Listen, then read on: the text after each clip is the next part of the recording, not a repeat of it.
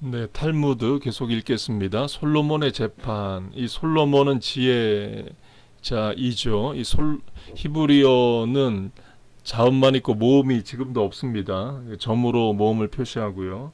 성경 시대의 히브리어는 아예 점이라는 모음도 없습니다. 그 아랍어도 마찬가지입니다. 아랍어도 히브리처럼 오른쪽에서 왼쪽으로 쓰고 자음만 있고 모음이 없습니다.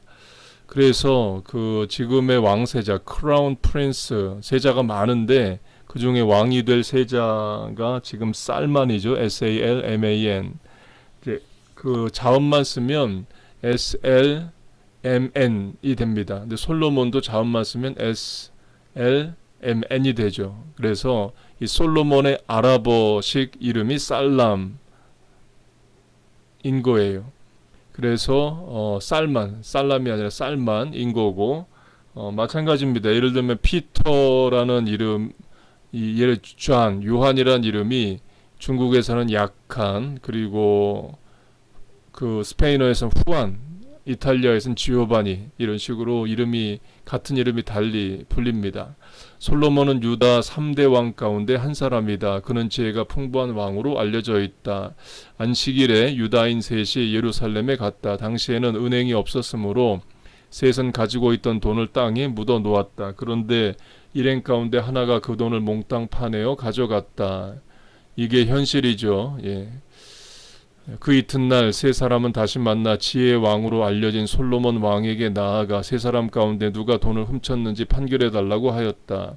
솔로몬 왕은 말하였다. 그대들 셋은 아주 슬기로운 사람들이니 판결을 하기에 앞서 내가 지금 재판하고자 하는 까다로운 송사에 배석해 주기를 바란다. 어느 젊은 처녀가 한 남자에게 시집가기로 약속을 하였다. 얼마쯤 지나 그 처녀는 다른 남자와 눈이 맞았다. 그리하여 먼저 약속한 남자에게 가서 헤어지자고 제의를 하였다. 그는 위자료를 지불할 수도 있다고 말하였다. 그런데 먼저 남자는 위자료 같은 것은 소용없다고 하며 약혼을 풀어주었다. 그 처녀에게는 재산이 많았다.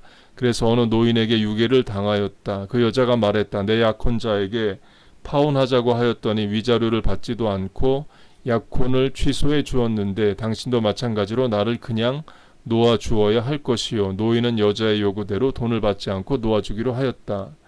이 가운데서 누가 가장 칭찬을 받을 행위를 한 사람이냐고 솔로몬 왕은 물었다.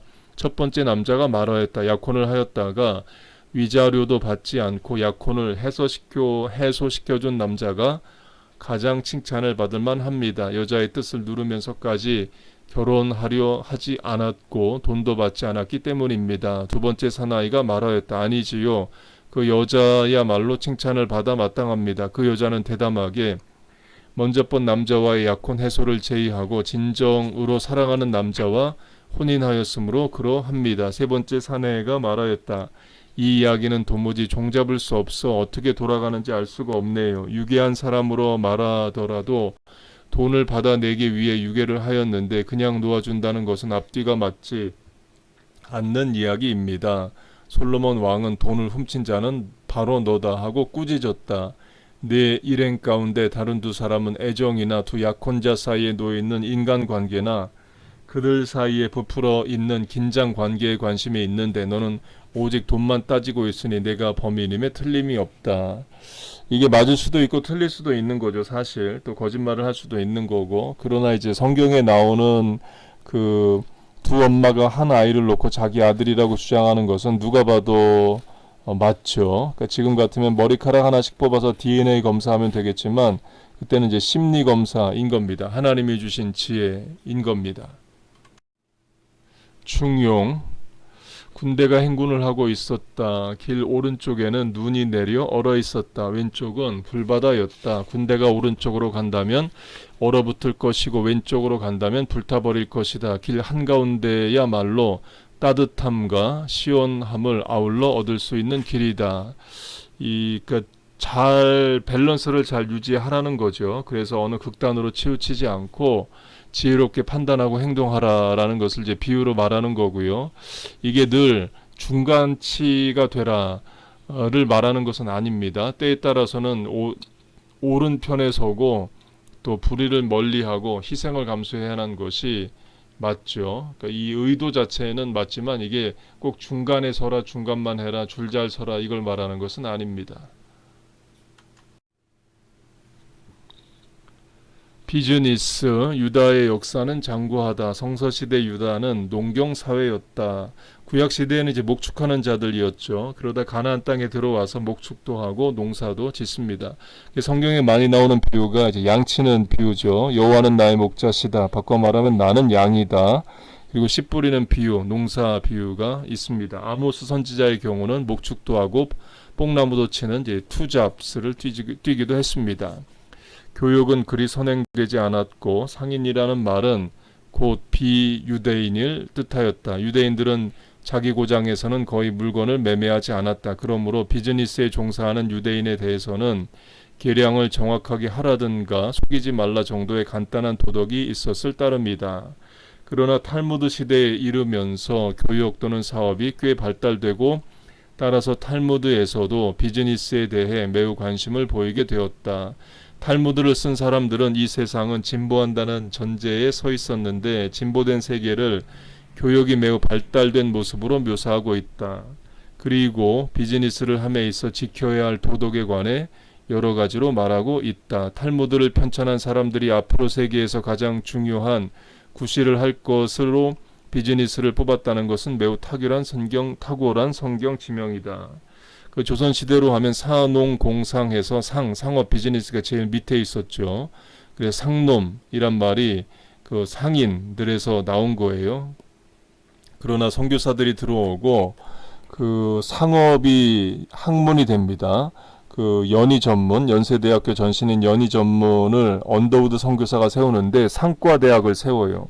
그러니까 상업을 학문으로 인정을 한 거죠. 산업공산 조선시대로 하면 상업은 상것들이나 하는 것인데 그걸 학문으로 인정을 한 겁니다. 미국으로 하면은 그 와튼 스쿨에 있는 유펜에 부동산학이 있대요. 부동산 사고 파는 것도 그걸 학문화 시킨 게 이제 미국인 거죠. 그들은 장래에 그와 같은 세계가 오리라는 것을 예견하고 갖가지로 대비하고자 하였던 것이다. 여기서는 비즈니스라는 생각이 원칙이 되었고 비즈니스의 규칙이라고 라는 것은 일반 생활의 테두리 밖에 있는 특별한 규칙이 된직하다고 생각한 것이다. 따라서 비즈니스라는 것은 결코 탈무드적인 세계는 아니다. 아무리 경건한 사람에게 있어서도 비즈니스는 비즈니스이기 때문이다. 탈무드는 어떻게 하면 훌륭한 사업가가 될 수 있느냐 하는 데에 기록한 것이 아니라 어떻게 하면 도덕적인 사업가가 될 수 있느냐 하는 데 관심을 기울인 것이다. 탈무드가 비즈니스에 있어 자유방임주의를 반대하고 있는 것으로 보아서도 알 수 있다. 예를 들면 구매자는 아무 보증이 없더라도 그가 사들인 물건의 품질이 우수할 것을 요구할 권리가 있다는 것이다. 물건을 사들인다는 것은 결함이 없는 물건을 산다는 뜻이 된다. 만일 그 상품에 결함이 있어도 반품할 수 없다는 조건을 붙여 물건을 판매한 경우라 하더라도 구매자가 그 물건의 결함을 발견하면 물릴 권리가 있는 것이다. 다만 예외가 하나 있다면 그 물건의 결함을 알면서도 구입하였을 경우이다. 예를 들어 자동차를 팔면서 이 차는 내연기관이 없다고 알려주었는데도 그것을 구입한다면 반환할 수가 없다. 탈무드에는 만일 판매하는 자가 그 물건의 결함을 알고 있을 때에는 그 사실을 반드시 구매자에게 알려주어야 한다고 기록되어 있다. 따라서 구매자는 그 물건의 결함, 속임수, 판매자가 채 발견하지 못한 결함 등으로부터 보호를 받고 있는 것이다. 물건을 판매한다는 것은 두 요소로 이루어진다. 그 물건에 대한 값을 지불해야 한다는 것과 그 물건을 운반해야 한다는 것이다. 구매자에게 물건에 전적으로 양도되도록 해야 할 의무가 있기 때문이다. 탈무드는 구매자를 보호하는 처지에 있는 것이다. 물건을 판매하는 자는 자신의 상품을 확실하게 보유하고 있어야 한다. 남의 물건을 팔아서는 안 되기 때문이다. 그 탈무드가 어느 한 시대에 묶여 있는 것이 아니라 비즈니스가 없는 시대에는 비즈니스에 대한 지혜의 말이 없다가 비즈니스가 활성화되면 비즈니스에 대한 교훈을 가르쳐 주고 있다는 겁니다. 매매 탈무드 시대부터 유다에는 계량 감독 관리가 있었다. 여름과 겨울에는 토지를 측량하는 줄자도 각각 다른 것을 사용하였다. 날씨에 따라 줄이 늘어나기도 했고 줄어들기도 하기 때문이다. 액체로 된 물건을 샀을 경우에는 용기 밑쪽에 멋쩍것 것이 묻어 있거나 하면 안 되므로 언제나 용기 밑을 깨끗이 하도록 감독하였다. 상품에 따라 다르기는 하였지만 어떤 상품을 구입하여 하루에서 한 주간은 그것을 남에게 보이고 의견을 들을 권리가 구매자에게 주어지기도 하였다.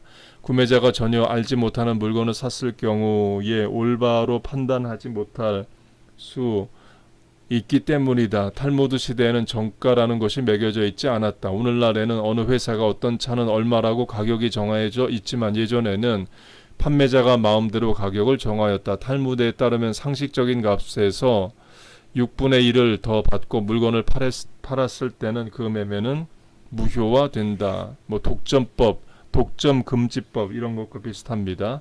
판매자가 계량을 속이거나 잘못하였을 경우에 구매자는 물릴 권리가 있다.